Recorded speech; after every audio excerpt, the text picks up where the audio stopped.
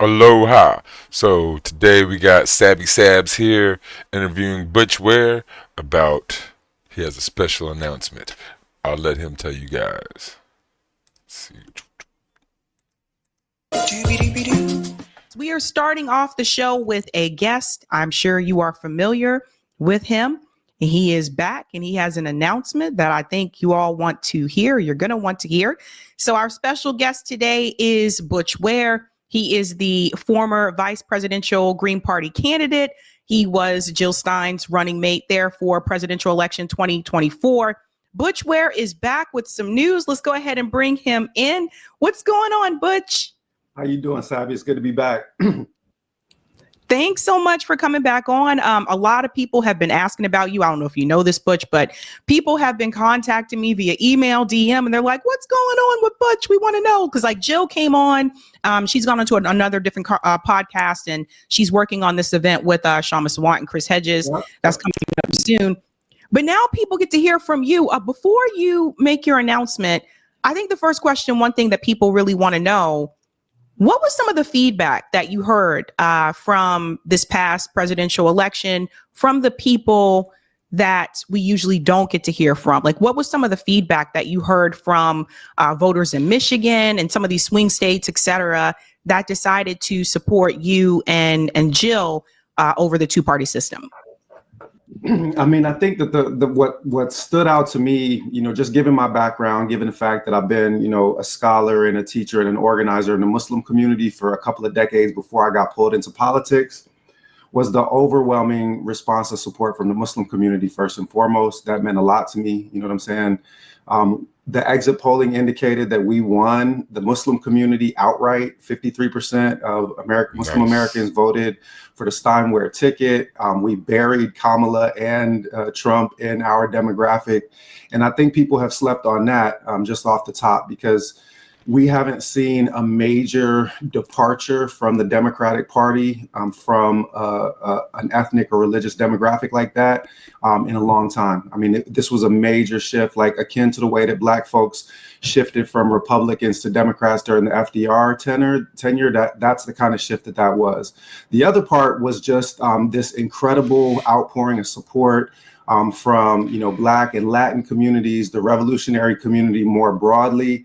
I heard things, to be honest, that like had me humbled. Like I heard from Fred Hampton Jr. that like he reached out to me unprompted and said he was proud of what I was doing. You know what I'm saying? I had people, in the Black Muslim community tell me, keep swinging, you're coming like Malcolm was coming. So when I hear stuff like that, that inspired me to kind of keep going, despite the fact that I'm not going to lie, I did not want to talk to anybody the day after the election. I am a sore loser. I did not, I really thought that we could have performed better than we did. But that was also part of the reason why, I sat with my family, I sat with my folks, studied the issues, and, decided to get back into the game, because I think that the moment is right for a genuine third-party populist progressive alternative, that brings in that Black radical tradition, that galvanizes the Muslim community, because we know that this, corporate duopoly ain't about the people and it's not going to serve the people. So we're going to have to build something that will. Exactly. That's right. 100%. And another thing I want to add, of course, corporate media ignored this, but you're correct. You and Jill did win the Muslim vote, and they didn't want to focus on that. They're tending to focus on, they didn't perform well, et cetera, not discussing all the obstacles that were in front of you. And also the fact that Jill Stein did have a town hall with CNN in 2016. They did not give her a town hall this time around. So that cannot be ignored. I think people do need to mention that. But I think what's really interesting to me is that right now, even now, after Trump's win, the Democratic Party does not have a favorable rating. I just saw the numbers earlier today where more than 50% of, Democrat voters are not happy with the Democratic Party. And that's while Trump is in office. Yep. So something, has to change. I noticed Marianne Williamson. It shows there's an opening for the Green Party, and Marianne, she just mentioned her name. Come on over. Threw her hat in the ring for the DNC chair, which I didn't I didn't think that was a good idea because I know they're going to ignore her, which I was correct about that. Yeah. But it's become obvious, I think, to a lot of people that the Democratic Party cannot be reformed. Not at At all. all. And so, I said that I was disappointed with the outcome. I do think that there was massive voter suppression of the Green Party, keeping us off the ballot in Illinois and New York State, obviously affected the overall outcome. But just, zooming out, they were absolutely terrified of us. And that's the reason for that media blackout. That's the reason for those attack ads that they ran right before, the election. And I made only 2 predictions. I didn't predict that we would get to that 5%. I was hoping for it. I was pulling for it, but I made 2 predictions on the campaign. I saw the first of them come true, and then you'll assess the second with me. All right. So the first of them was, I said on August, I think 23rd, I'd been on the campaign for a week. I said the Dems have no path to victory in November. And I said that because I had been in the Muslim community, and then as soon as I saw the polling, I knew that they had lost the Muslim community, had lost the swing states, and therefore were not going to be competitive. So I've seen that prediction come true. The second prediction was, I said that the Democrats are going the way of the Whigs. I like it. They are going the way of the Whig Party. They are never going to get up from what they have done to themselves in this last electoral cycle and in the 30 years that preceded that. The corporate sell-off of this party from Clinton now through Kamala has put the final nails in the coffin of this party. And if you look and zoom out objectively, you see a party that is in utter shambles, and has no capacity to reassemble the base that has departed it. And so if we show strength and, present a true opposition alternative rather than a controlled opposition alternative, you are going to watch people, move to a new party. And that's what I'm trying to facilitate. That's right. And you have an announcement that you want to make to everyone today because you are not out of this. So I want to go ahead and give you the floor. So it is official. I launched the official butchwareforgov.com website. That's butchwareforgov with the number 4 in the middle of it, because I'm running for governor in the state of California. And what I'm saying to the people is that you do not have to be a California resident to be invested in the victory of this campaign. California, if all of the states were independent nations, California will be the 5th largest economy in the world. Okay. What happens in the state of California sends ripple effects everywhere. So part of choosing to take this fight, they said it. They said, where's the Green Party between presidential elections? How come we only hear from y'all every 4 years? Well, what y'all gonna say today? That's the question, because the idea. I agree, but we need more people to run. So anybody who wants to join Butch Ware's campaign, go for it. Do that. Volunteer. Do all that stuff. Get people involved. But try to get a few people to run. Run yourself if you're willing to do so. We need more people. We need more than just a governor. Once we got a governor, we need other offices to work with, right? Is that we are going to run to win in the state of California, yes, but also to galvanize all of those forces that are disaffected with this corrupt corporate duopoly that comes in blue or red flavors. And we are going to build a movement, because you do not have to be a resident of the state of California to donate or to volunteer to help build this strength. And the more strength we show in this 2026 electoral cycle, then the more damage we are capable of inflicting in 28 and in 32. So instead of talking about it, be about it. Be about it. I don't like that he said damage. Like, I guess we want to cause damage to the current system, but we want to fix things. Because you do not have to be a resident of the state of California to donate or to volunteer to help build this strength. And the more strength we show in this 2026 election. Right. Build the entire party. Join the party and run for any seat. Somebody run for every seat. We need to fill the ballot. Read the description in this video. Is going to have a plan about the Green Party running a 50 state strategy. cycle, then the more damage we are capable of inflicting in 28 and in 32. So instead of talking about it, be about it. Put your money where your mouth is and help us win in the state of California. Put your money where your mouth is. Put your action where your mouth is. Get out there and do things. Volunteer. Organize. See this? This is a 100%. And that website is up. I want to go ahead and bring that up on the screen here. Butch Ware for Gov of California. We, the people, demand safety, autonomy, belonging, community, life, etc. One of the things that I like about this website is that, of course, you also have mutual aid and direct action. This is a big point. So all the things that those progressive YouTube channels, Secular Talk, Majority Report, all the things that they say that they want out of a candidate, we got it in the Green Party. They rarely talk about the Green Party, and most of them pretty hard support the Democratic Party, and they don't support none of this stuff. Just saying. For those of us over at Revolutionary Blackout Network, we all do mutual aid and, of course, direct action. You're probably one of the first or one of the few political candidates that has come onto this show that has this as a part of their platform. And I want to talk a little bit about that. Why do you feel that this was necessary to have as a part of your campaign? I think that it's absolutely critical. So the mutual aid and direct action component. So just for legal purposes, I want to make it clear that that's a 501c4 organization that's distinct from the campaign for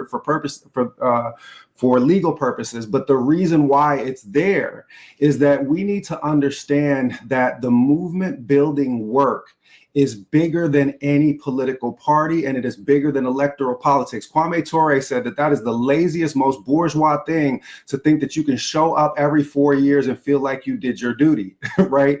And what we are seeing, especially accelerated under Trump, but to be perfectly honest, the neoliberal Democratic Party accelerated this process as well. We have seen a complete divestment from all of the basic responsibilities that a government is supposed to take care of. We do not have anybody but ourselves. So that means that we have to rely on one another for that mutual aid and coordinating direct action. And yes, the political campaign to win the gubernatorial race in the state of California is a crucial part of that, but this has to be a nationwide mutual aid and direct action movement that helps to build. Yes, run, Forrest, run. The kind of strength that we're going to need to be competitive in subsequent elections and to meet people's needs in the meantime. Last thing I'll say, because I am a professor, I periodically will get long-winded in responses to these questions, but in that last piece, the revolutionary learning community, because that last part on the website was about the learning community that we also have. And I just had our second meeting of the Revolutionary Book Club yesterday. It's a free book club meeting. We're reading Revolutionary Suicide by Huey P. Newton for next month. By all means, join us. But what Huey talked about at the end of that was he said that everybody got obsessed with the Panthers and guns. And don't get me wrong, armed self-defense is an important part of the Black radical tradition. But he said that if you look at the Panther platform, the first 6 points are all survival programs. Yes. Right? Survival programs, without the ability to feed ourselves, without the ability to coordinate childcare, without the ability to coordinate police watches so that we can make sure that our communities are not being harmed, without the ability to coordinate keeping eyes on ICE and communicating with one another in a fashion that does not spread fear and terror and panic, but that rather gives our communities the reconnaissance that is necessary for us to adjust our movements so that we can get the safety that we need, that our political authorities are not providing, then whatever we do in the electoral sphere will be compromised by the brokenness of our communities. So we have to be building community at the same time as we are building political power. I like it. And this is something I don't see the Democratic Community organizing, community outreach, that's a big part of the Green Party. We got a big push going on. You'll see it soon. Party do. I've even seen Republicans organize for mutual aid, believe it or not. I've seen Republicans have, Republican activists have their own like soup kitchens and things like that. But this is something the Democratic Party chooses not to really focus on, is this community building piece, right? I see them come around when they want you to reelect them. But other than that, I don't see them. I don't hear from these people. And it's been a long going story. We've been talking about this over and over, like throughout the years, that they're nowhere to be found. And then they wonder why people continue to stop like showing up in numbers. The numbers have decreased over the years, every election cycle. I've been sounding an alarm about this, but now they're kind of stuck in this headway. And then you have Gavin Newsom, and Gavin Newsom is not favorable right now, despite the fact that he already had a recall a couple of years ago that he was able to beat. Do you think that Gavin Newsom is going to run for governor again? So he can't. His term limit is finished, so he's out of the race. And I think that they've been grooming him and setting him up for a presidential run. You know, that's been kind of the basic part of their approach. I do not see Gavin Newsom winning a presidential run after this fire stuff. So that's one. Let me just go back for that part about how we don't see or hear from the from the Democrats. I actually made a social media post about this right before I got called into the campaign, and this was in August, where I said that Kamala Harris is to politics what Drake is to hip hop. She's a colonizer, huh? Okay. And then I said, what did Kendrick say? Kendrick said, you come to Atlanta when you need a few dollars. You ain't a colleague, you a colonizer. Right now, that's what happens, right? They come to the community when it is time for them to fundraise or when it is time for them to get out the vote. Otherwise, you don't hear from them. And so that's also an important piece of why the mutual aid and direct action is part of this overall strategy, which is not just an electoral strategy, is that in order for communities to believe that this movement is capable of delivering the goods, then they need to see us show up. And that means like getting on the ground in Santa Ana and in Stockton and in Compton and showing up everywhere for the mutual aid work. So that is a crucial part of the overall strategy. Like whatever your town is, that's the thing. We can't, not one person, not 10 people can be everywhere. So we all need to join the Green Party, bare minimum. Everybody that watches this, everybody that knows anybody, just tell them join the Green Party. It won't hurt. Just join the Green Party. Then vote Green. And then the people who have like the gumption or whatever, or who have the ability to run. Push people to run, ask people to run. Don't push people too hard if they don't want to do something, whatever. But like ask people to run yourself. Like we need some people to run. We need to fill the ballot. If there's somebody to check off that's in the Green Party, on whatever position, governor, mayor, senate, board, whatever, anything. Even the DA, right? The district attorney and the prosecutor, right? Wasn't Kamala Harris had to be voted in California, the prosecutor type stuff. Vote Green. Run Green. Have a green person there, whoever it is. And then people will feel more comfortable voting for us.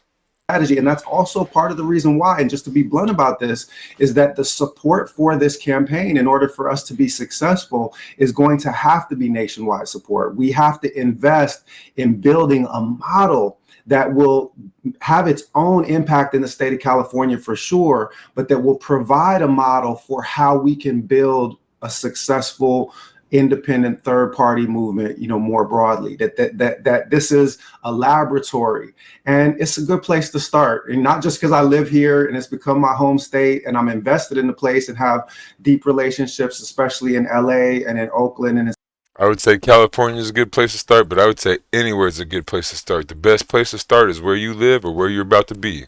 San Diego, to build upon. But also because whatever happens in California is going to send shockwaves and ripple effects throughout the country. That is 100% true. Also, California does pass a lot of laws first. I'm pretty Colorado was the first to legalize weed, but California is they're always the first or up in the first, couple to five that legalize the progressive laws and show that, like, raising minimum wage, housing for certain people, homeless or whatever, just things like that. California is a good place to start with. That is true. So this is also a state willing place that, also. Oftentimes refers to itself as a blue state. I would almost say that's more what it is. California is more of a willing state than a good state, because if any state practices true progressive policies, you're going to see good things. More broadly, Took it back a little that this is a laboratory, and it's a good place to start. And not just because I live here and it's become my home state and I'm invested in the place and have deep relationships, especially in LA and in Oakland and in San Diego, to build upon, but also because whatever happens in California is going to send shockwaves and ripple effects throughout the country. So this is also a state that, oftentimes refers to itself as a blue state. I mean, you're never going to hear me saying that, but but it is the state in the union that has the most progressive politics. And so this is also a place where, just to be a little picky, I might say Hawaii is a little more progressive, but it's just nitpicking. I think that we can press the edge of a progressive populist message and get a response. A lot of people don't know that there are as many registered independents in the state of California as there are registered Republicans. So there is a real opportunity for us to move in some different lanes than politicians conventionally move. Correct. And you mentioned nationwide. This is an important point. Some people may not be aware of this, but even when you look at AOC's first congressional campaign, when she was running against Crowley, some people may not be aware that it wasn't just volunteers in New York that were helping AOC that campaign. Yep. That was a nationwide effort. There were people here in Massachusetts that were helping AOC get elected, and there were Green Party members who also were helping AOC on the ground. And this is why some of us gave a tremendous pushback towards her when she came after, of course, Jill Stein, your running mate. And we gave that pushback because the things that she said about the Green Party, knowing that it was better, that helped her get elected. That's where a lot of the grassroots came from. And she got in, and now she, turned her back around and wants to talk smack about other people, etc. But the whole point that you bring up about the grassroots and having that foundation, I think when we look at third parties right now in the United States, the Green Party is the one that seems to do really well with ballot access for presidential elections. I know there's been a lot of criticism about the Green Party. And that's one of the big things too. The Green Party has ballot access, right? So join the Green Party, join DSA, join PSL. I forget exactly what PSL stands for, but the DSA is Democratic Socialists of America. But any left-wing, any progressive organization, join them all. And then let's make a left-wing coalition, bring them all together. And just on the ballot, most people will it'll be green because they already have the ballot access, and it just makes more sense. If they make a coalition with you, and that's one thing, people worry about the brand too much. They want to keep their brand name. I want to keep it, say, Democratic Socialists of America, or I want to keep it this certain way, like I made this group or whatever. It's better if we all, because like you can have your part of it, but then if we all have a big label that we can be, like the Democratic Party, the Republican Party, or say the Green Party, the Libertarian Party, all have access, and it's easier to get your PSL people. If you get them into the Green Party, they have a better chance of winning than if they just say PSL, because people don't even know what PSL is. But the Green Party still has the same politics as the PSL, so you're really not losing anything, just the brand name a little bit. But most left-wing parties are willing to put a PSL / Green Party / DSA. They're willing to put slashes on the thing and say that you're in more than one party or cooperating or whatnot. So let's just everybody get under the green umbrella, if that might be the term. I might write an op-ed on that. Get under the green umbrella. Take it back just a bit. Wants to talk smack about other people, etc. But the whole point that you bring up about the grassroots and having that foundation, I think when we look at third parties right now in the United States, the Green Party is the one that seems to do really well with ballot access for presidential elections. I know there's been a lot of criticism about the Green Party, and I've had those discussions on my show with other Green Party members as well. But I think people do omit certain things. Like, for example, I've interviewed Green Party mayors on this show. So when people say that Green Party members don't hold any of these seats, that's simply not true. Now, do we have Green Party members in Congress? No, we do not. But there are Green Party mayors, there are Green Party, of course, city councilors, school board, etc. I do think the Green Party does need stronger congressional races. But again, of course, that also comes back to money. Yes, 100%. So before I touch on that part, I just want to go back for AOC Pelosi real quick. You know, because it's really rich, hearing from, the holder for the land speed record of the fastest betrayal of the people, anything, to be perfectly honest. I mean, you just talk, remember, we're working tirelessly for a ceasefire, So, and what does it get you when you bend over backwards and sell out and shill for the corporate establishment the way that she has? They still ran right past her for 100-year-old, white man. Jerry was a Connolly, whatever it was, in the position of authority that she was seeking. So you bend over backwards and sell out, with record pace, and they still show you exactly no love and exactly no respect. Because I'm just going to be blunt about this: the Democratic Party for people of color is a plantation.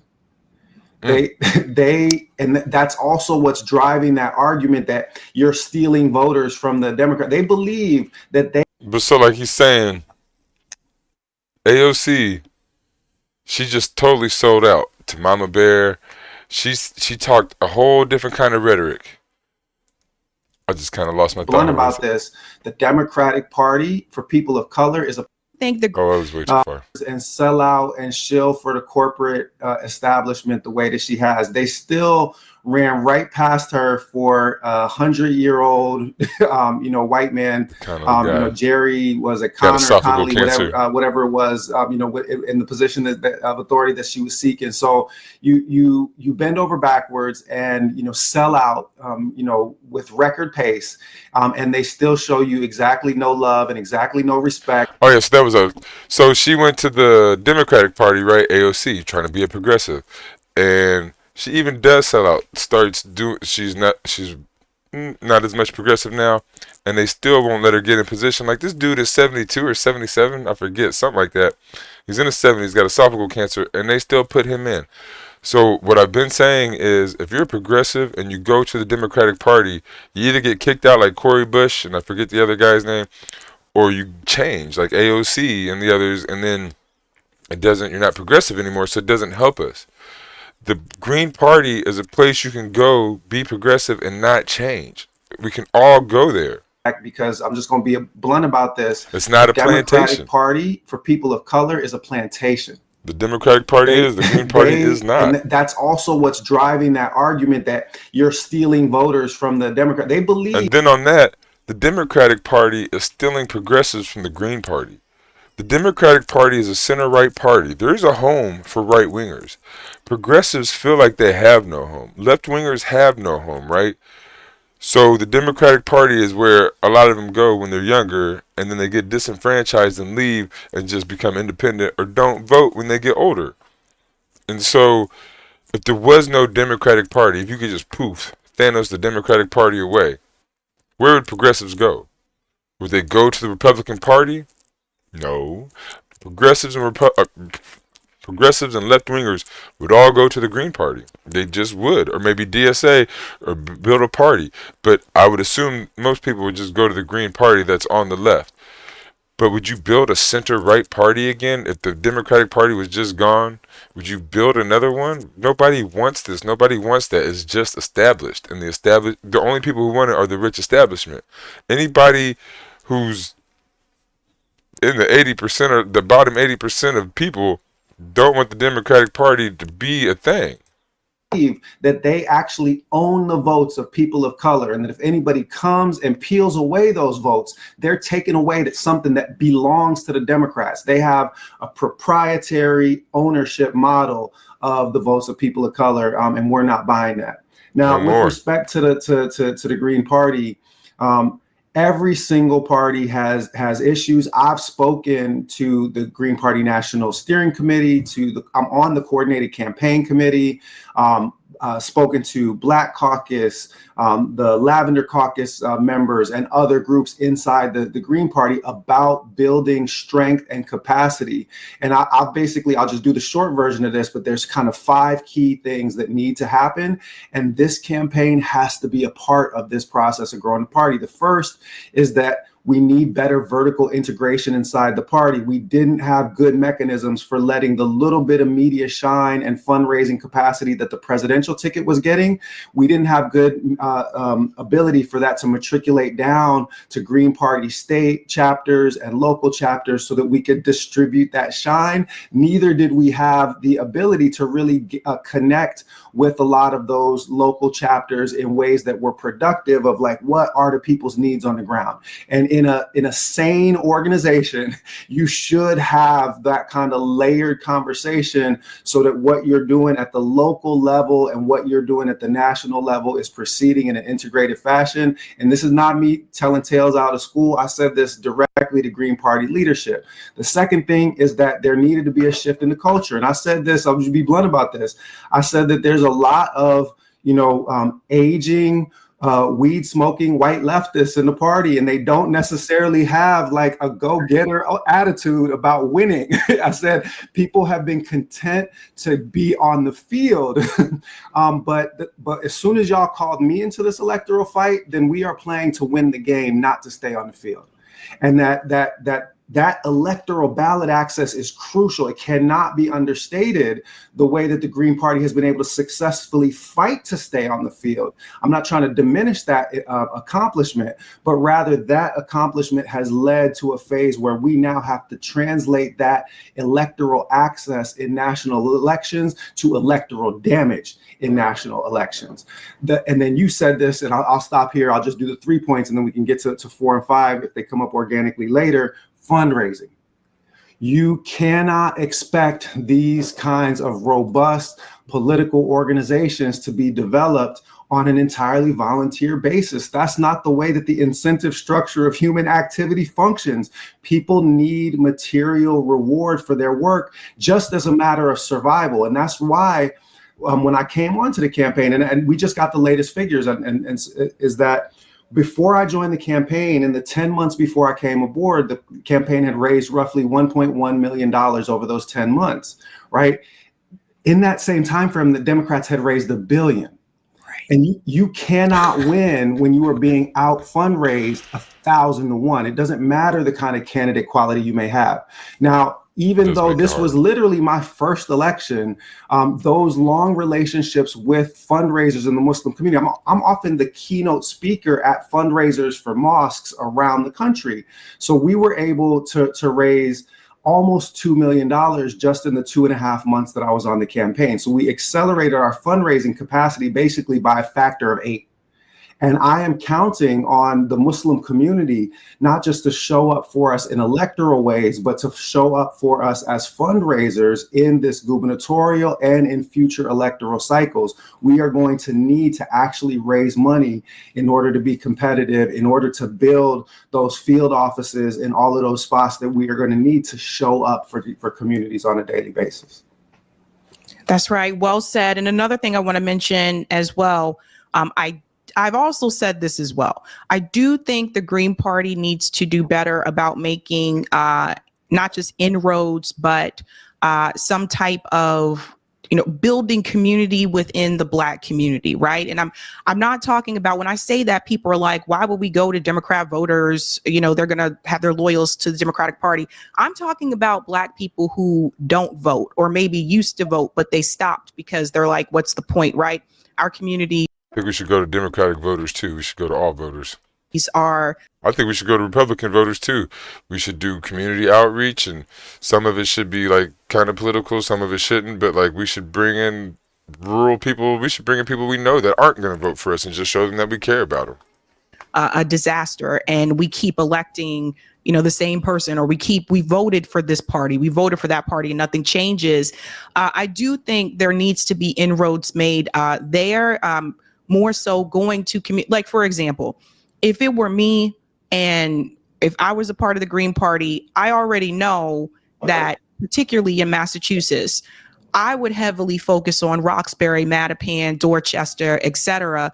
A lot of the politicians are going to focus on Boston proper. Yep. It's things like that. It's going into those communities that a lot of times, like, the Democrats don't go into, like, including Kamala Harris, right? She didn't even go to Dearborn. I do agree with that. And I guess time restraints might make you be able to not go to where you know they're going to go to the vote for the Democrat or Republicans quite as much. So I can see what she's saying. I mean, come on. Like, so it's those communities that I think both parties have kind of said we don't need to spend our time there because they don't come out and vote anyway. I want to remind everybody that the reason how AOC was able to beat against Crowley is she was able to get non-voters to come out and vote. So I don't think that you should look away, like, you know, from those individuals. Never do But that. I think, and I've said this recently, I did a breakdown about Gloria Steinem, and I think any type of movement that is trying to uplift marginalized people, those marginalized issues have to be front and center. And I think that's any movement, any political party, because otherwise it gets pushed to the bottom to the list, or it's just not on the paper at all. 100%. And I you know, to be blunt about it, you know, so my PhD is in African history, African American history. I teach on the Black radical tradition from Africa throughout the diaspora. I said to the to the team that brought me on, I said that, you know, that if you bring me into this ticket, that the Green Party is going to have to become the red, black, and green party. Right, that this absolutely is going to have to be a party that orients its messaging towards Black communities. And you know, I saw somebody ask this in the chat earlier on: where are y'all on reparations? Reparations now, right? You know, the Green Party, our good sister in Monterey, Audra Walton, you know, got the California Green Party to put reparations directly in the California Green Party platform. We are about eliminating the wealth gap in this generation, not waiting. We're about transformation of the carceral state, the end of the police state, and the building of models of public safety that aren't rooted in the surveillance, control, incarceration, and commoditization of Black and brown bodies. But the issue that you pointed to is exactly the right issue. When I spoke with the NorCal Green Party representatives not too long ago in a visit up to Berkeley, I said that the Green Party has the best policies for the Black community, but it's not a Black people's party, right? we have the policies that provide the most dignity and the best policies for immigrant communities more broadly and for the Latin community specifically, but we're not a Latinx party. We have the best policies for workers and working class people, but we're not a workers' party. And that is precisely because those things they've been part of the platform and part of the intellectual articulation of the vision of the Green Party. But in order for us to win the trust of those constituencies, it means we have to do exactly that. We have to go into communities that have never had any incentive in believing that this electoral politics was for them. I'm gonna tell you the proudest moment, and people are gonna think that this is crazy, but it's true. Proudest moment for me on the campaign was when we got the endorsement of the Almighty Vice Lord Nation. When I right? When I moved, so I grew up in DC originally, moved to the south side of Minneapolis when I was young. I grew up in a Vice Lord neighborhood. And so getting, you know, street organizations galvanized. Some of our key organizers in San Diego are people that have been working with street organizations for years, you know, positive community, you know, interventions. And these are exactly the folk, you know, that get left out of the political conversation entirely, that, you know, a movement like ours has the capacity to speak to and reach out to. I've mentioned before in other environments, my wife's, you know, Mexican American first generation, you know, her mother was undocumented, you know, for years.